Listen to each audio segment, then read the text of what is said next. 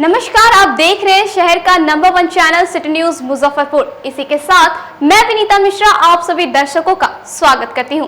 खबरों की ओर बढ़ने से पहले आइए एक नजर डालें आज की सुर्खियों पे। हेडलाइंस के प्रायोजक हैं नीलकमल एक्सक्लूसिव शोरूम। झापा ओवरब्रिज पर लूटपाट करके आ रहे 2 अपराधी पुलिस को देखकर भागने के दौरान रेलिंग से टकराए एसकेएमसीएच में एक की हुई मौत। अमर सिनेमा चौक पर भाकपा माले के सदस्यों ने महाराज जी पोखर को खाली कराने के आदेश के विरोध में मुख्यमंत्री का जलाया पुतला। और शुक्रवार को जिले में धूमधाम से मनाई गई विश्वकर्मा पूजा।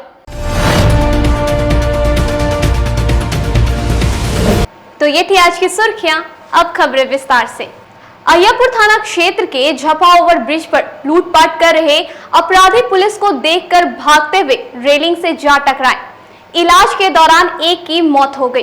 अय्यापुर थाना क्षेत्र के झापा ओवरब्रिज पर राहगीर से लूटपाट करने के बाद पुलिस को देखकर भाग रहे 2 अपराधी रेलिंग से जा टकराए। इस घटना में दोनों अपराधी गंभीर रूप से घायल हो गए, जिसको पुलिस के द्वारा आनन फानन में इलाज के लिए एसकेएमसीएच में भर्ती करवाया गया, जहां इलाज के दौरान अपराधी चंदन सहनी की मौत हो गई। वहीं घायल अपराधी आयुष का पुलिस अभिरक्षा में इलाज चल रहा है।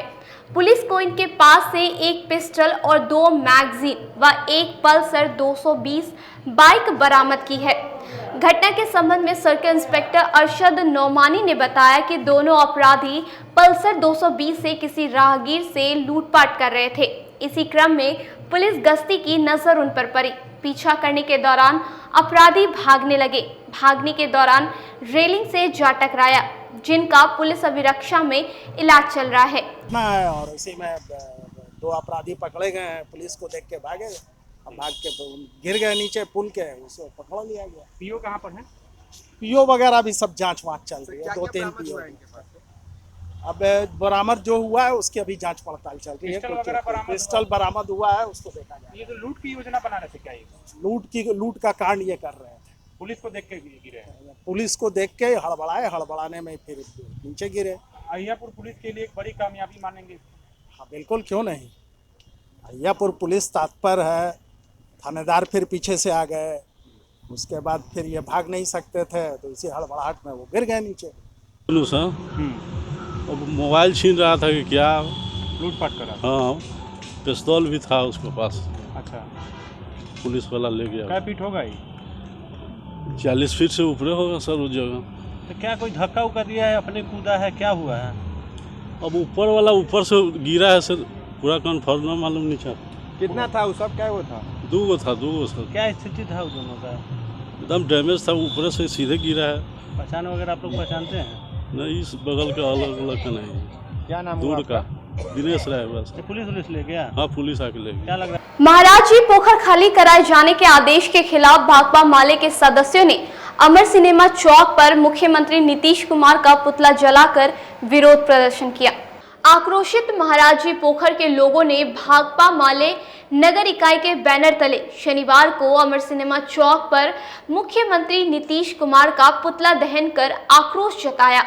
मौके पर माले नगर सचिव सूरज कुमार ने कहा कि महाराज जी पोखर के अगल बगल बरसों से बसे गरीबों को सौंदर्यीकरण के नाम पर उजाड़ना इंसानियत पर हमला है। महाराज जी पोखर पर दरभंगा महाराज द्वारा बसाए गए सैकड़ों परिवार बरसों से रहते आ रहे हैं। नगर निगम द्वारा उन परिवार को बिजली कनेक्शन और राशन कार्ड भी दिया गया है, फिर भी उन्हें अतिक्रमण बताकर हटाने की बात करना उचित नहीं है।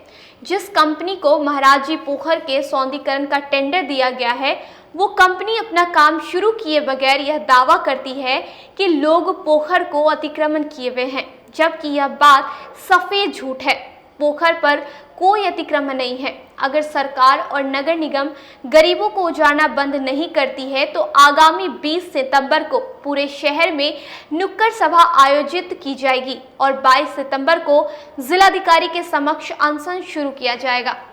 बिजली विभाग ने तमाम घरों में बिजली लगा है और इन तमाम लोगों को आज अतिक्रमणकारी कहा जा रहा है। ये लोग अतिक्रमणकारी नहीं है, ये लोग दरभंगा महाराज के रैयत हैं और ये लोग वर्षों से, जिस समय बिहार सरकार इस जमीन को टेक ओवर नहीं की थी, उस समय से इस जमीन पर रहते आए हैं। और आज यहाँ का जो जिला प्रशासन है, वो जिला प्रशासन कह रहा है कि पोखर का हम सौंदर्यीकरण करना चाहते हैं।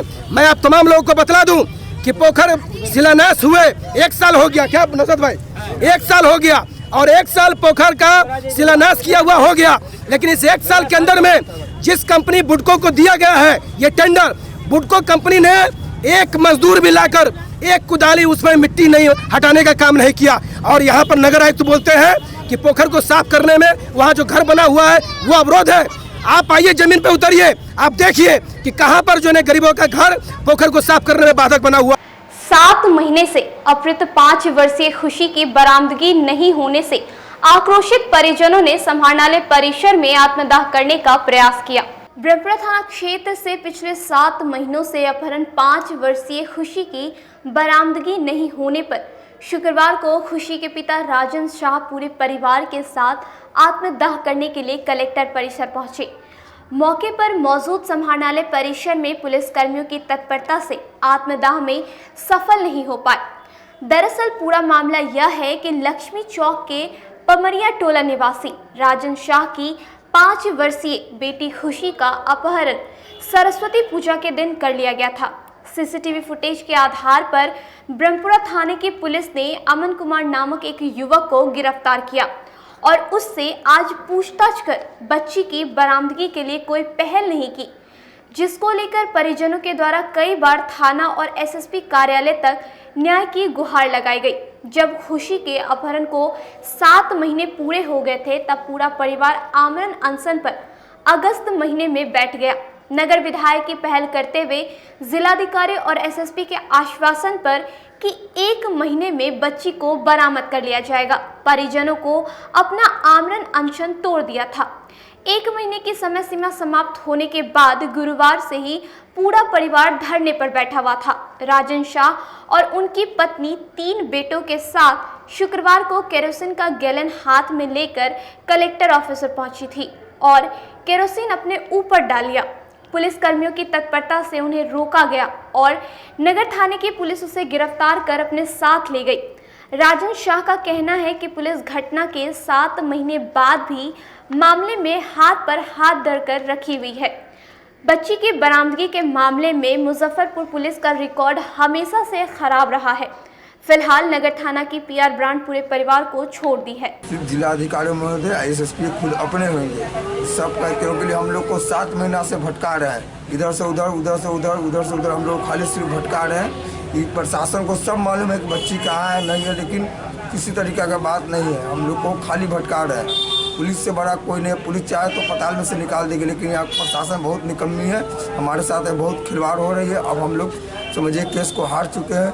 हम लोग आज कल इसलिए हम लोग ऐसा कर्म करेंगे कि आज उस दिन के बाद किसी को ऐसा ना हो दिन देखने के लिए, इसलिए हम लोग कल आत्महत्या करेंगे।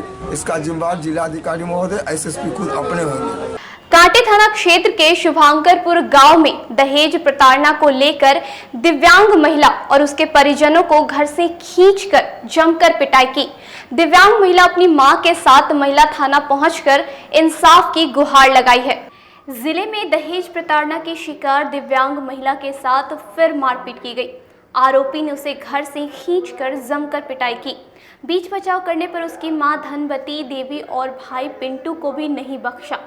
पीड़िता मंजू कुमारी को पानी में डुबा कर आरोपी ने गला दबाकर जान से मारने का भी प्रयास किया।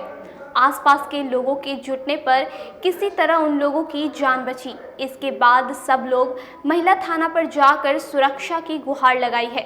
जानकारी के अनुसार दिव्यांग मंजू का प्रेम प्रसंग गांव के ही लाल बाबू पंडित के साथ पिछले 3 साल से चल रहा था। 8 महीने पूर्व दोनों ने शादी कर ली। इसके बाद ससुराल वालों ने मंजू पर दहेज का दबाव बनाने लगा। नहीं देने पर कुछ दिनों बाद मारपीट कर घर से निकाल दिया, जिसके बाद पीड़िता ने महिला थाना में इसकी शिकायत दर्ज कराई थी। वहीं शुक्रवार की देर रात पुलिस द्वारा एक आरोपी की गिरफ्तारी की गई, जिसके बाद आरोपी पक्ष ने इस घटना को अंजाम दिया। हम शादी लव मैरिज कर लिए। लव मैरिज करने के बाद मंदिर में जाकर शादी कर लिए। उस पर घर पे रहने गए तो मारपीट करके हमको भगा दिया गया। से दुसात के लड़की हम तुमको नहीं रखेंगे, विकलांग है तुम, ऐसे वैसे बोल कर हमको वहाँ से भगा दिया गया। फिर बोला का जैसे हम तुमको 6 महीना बाद बुलाने आएंगे। तो हम इंतज़ार किए। इंतज़ार करने के बाद उसके घर पे रहने गया।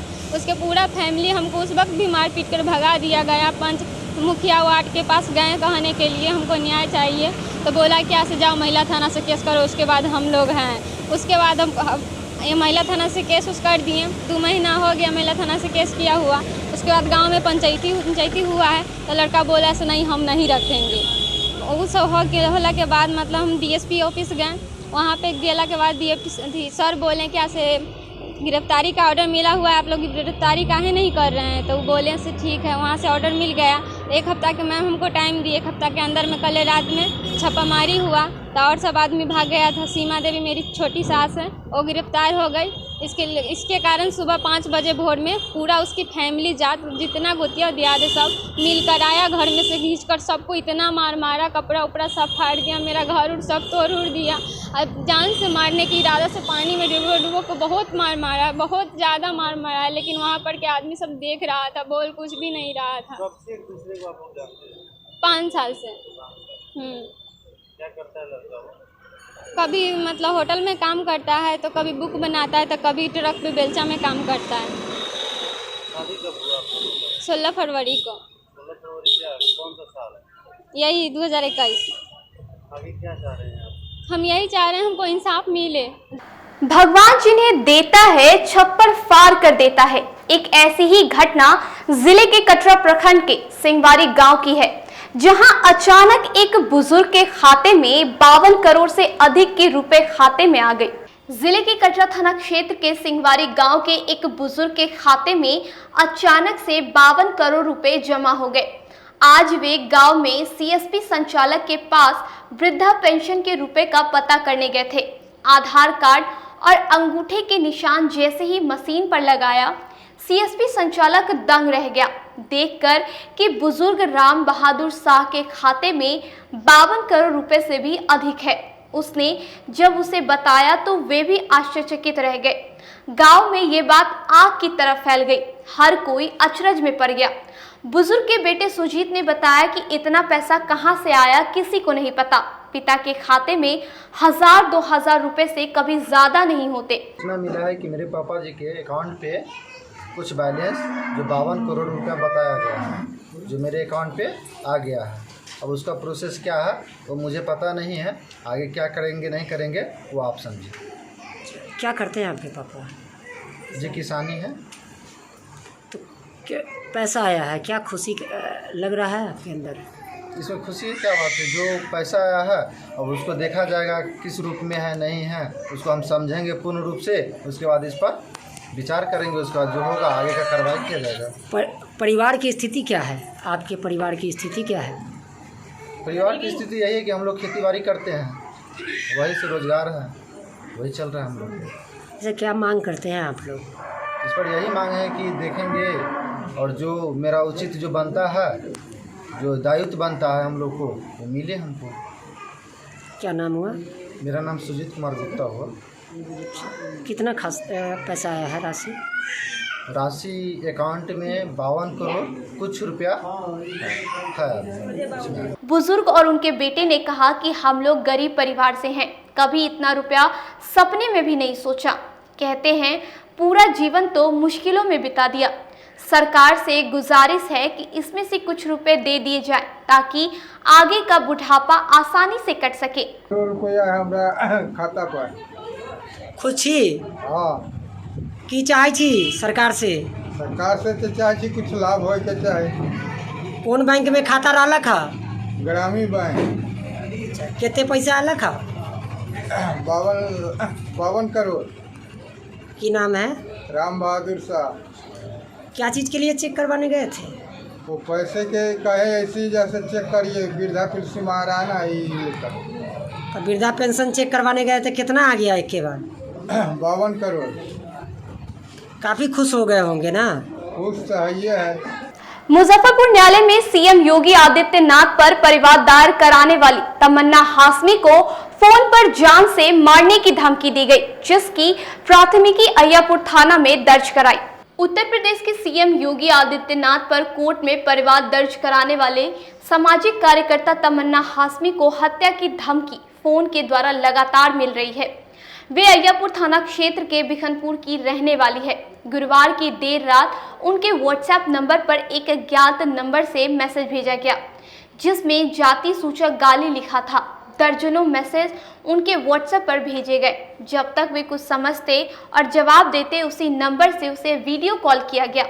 कॉल करने वाले ने जान से मारने और मरवाने की धमकी दी। कहा कि तुमने जो योगी आदित्यनाथ पर केस किया है उसका अंजाम ठीक नहीं होगा, तुम्हें और तुम्हारे परिवार को इसका अंजाम भुगतना पड़ेगा। इसके बाद कॉल कट कर गया। दोबारा उस नंबर पर उन्होंने कॉल किया तो नंबर बंद मिला, जिसके बाद सामाजिक कार्यकर्ता तमन्ना हाशमी ने गुरुवार की देर रात ही अय्यापुर थाना में इसकी शिकायत दर्ज कराई। पुलिस से जान माल की सुरक्षा की गुहार लगाई। पुलिस ने कॉल आए नंबर का डिटेल खंगालना शुरू कर दिया है। उक्त नंबर के आधार पर पता लगाने के लिए सर्विलांस सेल की टीम से संपर्क किया गया। कॉल डिटेल और लोकेशन भी खंगाला जा रहा है। बीते दिन मैंने उत्तर प्रदेश के माननीय मुख्यमंत्री श्री आदित्य योगीनाथ जी पे मुकदमा दायर किया था मुजफ्फरपुर के सीजीएम कोर्ट में। उसके बाद मेरे व्हाट्सएप पे मुझे जाति सूचक गंदी गालियाँ अननोन नंबर से बक्की गई, जिस नंबर को मैं नहीं जानता हूँ, जिस आदमी को मैं नहीं जानता हूँ। और उसके बाद जब मैंने उनको मना किया बकने से, तो फिर उसके बाद उन्होंने वीडियो कॉल करके मुझे उसका परिवार जान से मारने की धमकी दी गई कि तुमने जो केस किया है, केस करके तुमने ठीक नहीं किया है, इसका अंजाम तुम्हें बुरा भुगतना होगा, ऐसा उन्होंने कहा मुझे।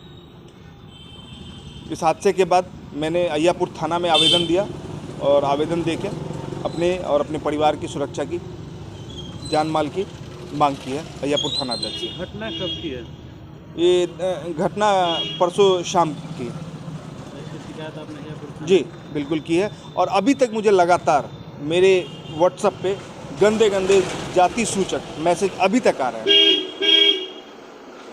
जी थाना पुलिस प्रशासन की तरफ से अभी तक क्या आश्वासन? देखिए, आश्वासन मिला है कि जो उचित कार्रवाई हुई करेंगे, लेकिन अभी तक कुछ इनपुट नहीं दिख रहा है मुझे। आरोपी द्वारा क्या कहा जा रहा है? क्या आरोपी द्वारा मुझे सीधा कहा गया है कि तुमने केस करके ठीक नहीं किया है, इसका अंजाम तुम्हें भुगतना पड़ेगा सपरिवार। अब रुकते एक छोटे से ब्रेक के लिए, कहीं मत जाइएगा, देखते रहिए सिटी न्यूज मुजफ्फरपुर।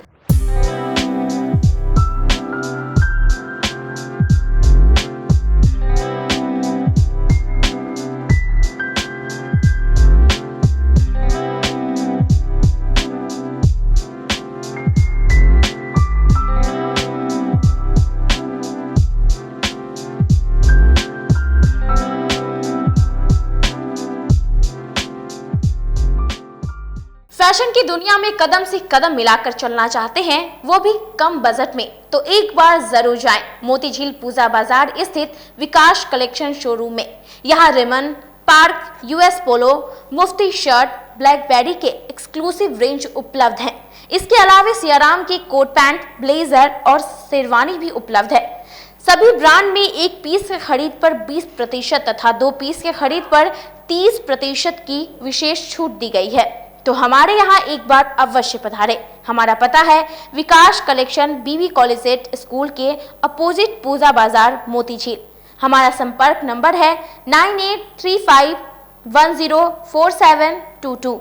हाँ, पहले आप लोग का नमस्कार। मेरे यहाँ विकास गारमेंट जो पूजा मार्केट मोतीझील में है, लगन के शुभ अवसर के लिए कोट पैंट, ब्लेजर, विंटर के जैकेट, स्वेटर, मतलब सब चीज़, शेरवानी, अंडर गारमेंट, सारे चीज सब ब्रांड में, टी शर्ट भी सब वो है, और राउंड में टी शर्ट है, गोल गला में टी शर्ट है, सभी तरह का ब्रांड है। और सबसे अच्छा ये है कि हम ऑफर देते रहते हैं। अभी मोस्टली अब आ गया है आपके अपने शहर में उत्तर बिहार का पहला नीलकमल एक्सक्लूसिव शोरूम। नीलकमल इंडिया की फेवरेट फर्नीचर ब्रांड है। इस कंपनी के सभी रेंज एक ही छत के नीचे आपको मिलेगी। होम फर्नीचर, ऑफिस फर्नीचर की सभी रेंज यहाँ पे उपलब्ध है। कंपनी का एक्सक्लूसिव शोरूम होने के कारण 40% तक की विशेष छूट यहाँ मिल रही है। इसके अलावा 0% इंटरेस्ट के साथ बैंक से फाइनेंसिंग की भी सुविधा उपलब्ध है। तो देर मत कीजिए, एक बार हमारे यहाँ अवश्य पधारें। हमारा पता है Mithanpura Narayanpur road opposite to Vaishali management college और हमारा कॉन्टैक्ट नंबर है 9334900888 और 7004320380। नॉर्थ बिहार का पहला एक्सक्लूसिव शोरूम मुजफ्फरपुर में यूए एसोसिएट के सौजन्य से नीलकमल का एक्सक्लूसिव शोरूम खुला है और आप लोगों से यही भी निवेदन है कि एक बार इस शोरूम में आइए और इसके विस्तृत रेंज को देखिए, जो कि एक अच्छे रेंज के साथ एक अच्छी कीमत के साथ आपको मिलेगा। तो एक बार हम लोगों को आप सेवा करने का मौका दें। ब्रेक के बाद एक बार फिर आप सभी दर्शकों का जिले के number 1 channel city news Muzaffarpur में स्वागत है। आइए बढ़ते हैं अगली खबरों की ओर। शुक्रवार को जिले में भगवान विश्वकर्मा की पूजा बड़ी धूमधाम से मनाई गई। सिटी न्यूज और जीटीपीएल के प्रधान कार्यालय में निर्देशक आलोक कुमार सिंह के द्वारा पूरी विधि विधान के साथ की गई। जिले में शुक्रवार को विभिन्न संस्थान, प्रतिष्ठान और वर्कशॉप में भगवान विश्वकर्मा की पूजा धूमधाम से मनाई गई। सिटी न्यूज और जीटीपीएल केबल नेटवर्क के प्रधान कार्यालय में भी भगवान विश्वकर्मा की पूजा अर्चना पूरी विधि विधान से की गई। कंपनी के निर्देशक आलोक कुमार सिंह ने भगवान विश्वकर्मा की पूजा अर्चना की, जिसमें कंपनी के सभी कर्मचारी शामिल हुए। कंपनी के निर्देशक ने हवन पूजन तथा मशीनों की पूजा अर्चना की।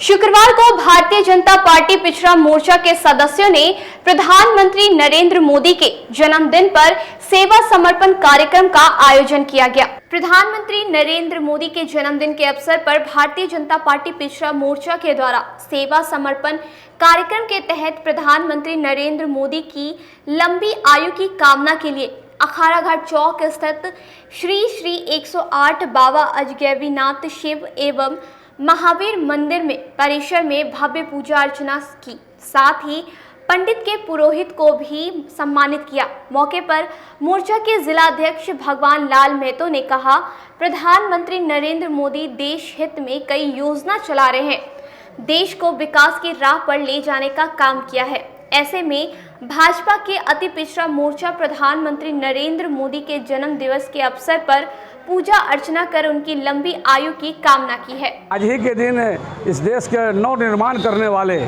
भारत के यशस्वी प्रधानमंत्री आदरणीय नरेंद्र मोदी जी का भी जन्मदिन है। इस जन्मदिन को हम सभी भारतीय जनता पार्टी परिवार पूरे भारतवर्ष में, खास करके भारतीय जनता पार्टी पिछड़ा मोर्चा परिवार पूरे देश में उनके जन्मदिन को सेवा समर्पण के रूप में हम लोग मना रहे हैं, जो आगामी 21 दिन का चलेगा। आज 7 तारीख से लेकर 17 तारीख से लेकर के आने वाला जो समय 7 अक्टूबर है, उस दिन तक ये सेवा समर्पण का कार्यक्रम चलेगा। इस सेवा समर्पण कार्यक्रम के तहत जो भी गरीब गुरबा जिनको भारत सरकार के द्वारा, नरेंद्र मोदी के द्वारा जो फ्री में जो राशन मिलता है, उन लोगों को सम्मानित करने का भी कार्यक्रम है। जो महिलाएं जिनका धुआं से आँख खराब होता था, जो उज्ज्वला योजना के तहत उनको फ्री में गैस सिलेंडर मिला है। इस देश में करोड़ों लोगों को जान बचाने के लिए जो स्वदेशी वैक्सीन का निर्माण किए हैं, वैसे लोग जो वैक्सीन ले चुके हैं, ये उन लोगों को सम्मानित करना है। जो फकुली उपी क्षेत्र के मनकौली गांव में नकाबपोश अपराधी ने अंधाधुंध फायरिंग की। जिले में नकाबपोश अपराधी ने कुढ़नी थाना के फकुली उपी क्षेत्र के मनकौली गांव में भोला राय के घर पर चढ़कर कई राउंड फायरिंग की। इस घटना में भोला राय व उनके परिवार बाल बचे। गोलीबारी की आवाज सुनते ही आसपास के लोगों की संख्या काफी इकट्ठा हो गई। भीड़ इकट्ठा होता देख अपराधी हवाई फायरिंग कर भागने लगे। इसी क्रम में ग्रामीणों ने खदेड़ कर 5 अपराधियों को पकड़ लिया और जमकर पिटाई की। सूचना के बाद मौके पर पहुंची पुलिस के हवाले कर दिया। पुलिस ने मौके से कई खोखा भी बरामद किया। बताया जा रहा है कि आधा दर्जन से ऊपर की संख्या में अपराधी भोला राय के घर पर पहुंचे थे। घटना के बाद पूरे गांव में अफरा तफरी का माहौल है। घटना का कारण आपसी विवाद बताया जा रहा है। फिलहाल 5 अपराधियों से पूछताछ कर सभी बिंदुओं पर पुलिस छानबीन कर रही है। सदर अस्पताल के ब्लड बैंक में बिहार रक्तदान समूह द्वारा रक्तदान शिविर का आयोजन किया गया। बिहार रक्तदान समूह के द्वारा सदर अस्पताल परिसर स्थित ब्लड बैंक में रक्तदान शिविर का आयोजन किया गया। इसी दौरान 50 से अधिक रक्त शिविर ने रक्तदान किया। मौके पर उपस्थित बिहार रक्तदान समूह के संयोजक प्रिंशु मोदी ने कहा कि शिविर लगाने का उद्देश्य थैलेसीमिया पीड़ित बच्चों को, कैंसर पीड़ित, एनीमिया पीड़ित बच्चों को उपलब्ध हो सके ताकि उनकी जान बचाई जा सके। देश के माननीय यशस्वी प्रधानमंत्री जी का जन्मदिन है। इस अवसर पर हम लोगों ने एक रक्तदान शिविर का आयोजन किया है और शिविर लगाने का मुख्य उद्देश्य यही है कि थैलेसीमिया पीड़ित बच्चे जो हर 15 दिन पर ब्लड चढ़ता है उनके लिए ही हम लोग मेन कर रहे हैं रक्तदान, ताकि उनको 15 दिन पर उपलब्ध हो पाए। और सबसे ज़्यादा तो ये कहना है कि यहाँ लोग जब ब्लड की आवश्यकता पड़ती है तो जुगाड़ खोजते हैं। जुगाड़ खोजने से अच्छा है कि आप पहले अपने घर वालों से रक्तदान करवाएं और उसके बाद अपने इष्ट मित्र से करवाएं, क्योंकि जनरली देखा गया है कि जब भी कोई शादी पार्टी ये होती है तो हम लोग 1500 लोग को बुला लेते हैं, लेकिन जब रक्त की जरूरत पड़ती है तो हम लोग फिर जुगाड़ क्यों खोजते हैं? क्या उस 1500 लोगों में से 10 लोग भी ऐसे नहीं होंगे या 5 लोग, 2 लोग भी ऐसे नहीं होंगे जो आपके लिए रक्तदान करेंगे? आज के लिए बस इतना ही। अब मुझे और मेरी पूरी न्यूज टीम को दीजिए इजाजत। नमस्कार।